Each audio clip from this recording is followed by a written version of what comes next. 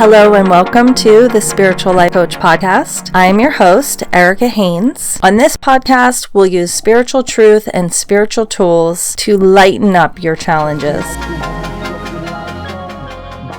We'll do a quick podcast today.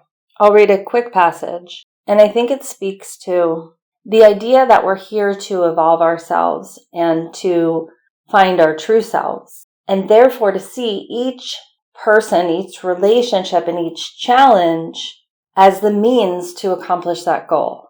That's literally what this passage says. I'll read it now. You have received the holy instant, but you may have established a condition in which you cannot use it. As a result, you do not realize that it is with you still, and by cutting yourself off from its expression, you have denied yourself its benefit. You reinforce this every time you attack your brother, for the attack must blind you to yourself. And it is impossible to deny yourself and to recognize what has been given and received by you. You and your brother stand together in the holy presence of truth itself. Here is the goal together with you. Think you not the goal itself will gladly arrange the means for its accomplishment? It is just this same discrepancy between purpose that has been accepted and the means as they stand now, which seems to make you suffer, but which makes heaven glad.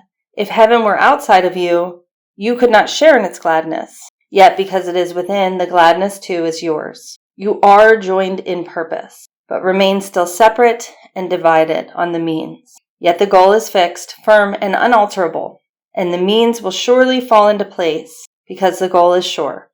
That's the truth of dedicating your relationship to the Holy Spirit, that you will suffer because of the means to get to the goal. Because you won't see the possibility of getting to the goal through the means as you see them. But if you do, there is a way.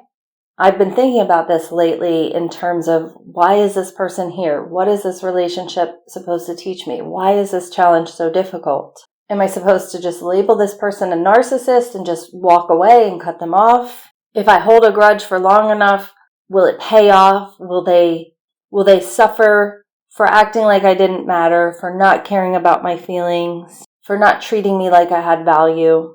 And what's my ideal? To wait to see them get it, to wait to see them come around, for me to be in some great place someday and for them to then feel the regret of the loss of me in their life?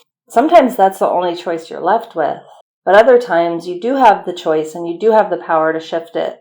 When you do have the choice, it's like, do I want to live with this gnawing resentment? Or do I want to live in a more genuine, more connected, exalted, happy place with this relationship? And when you put your attention on that, it feels really good. And that's probably the gladness of heaven that you couldn't feel unless it was within you, that this passage refers to. At least in the relationship and situation I'm thinking of right now, at least in truth and in my heart. Like I said before in other podcasts, I don't know. In the romantic relationship I dedicated to the Holy Spirit, a gladness of heaven could be the forgiveness of Him. The gladness of heaven could be accepting the lesson He came to teach. The gladness of heaven could be in seeing that He was one with me in developing my soul.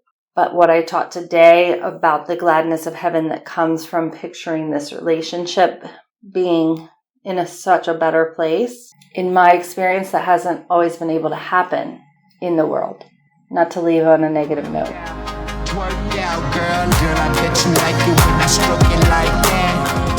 Do you want help applying this to a difficult situation or challenging relationship in your life? If so, shoot me a text at 707-733-6434 or put yourself on my schedule at bit.ly/freelovesession. Bye for now.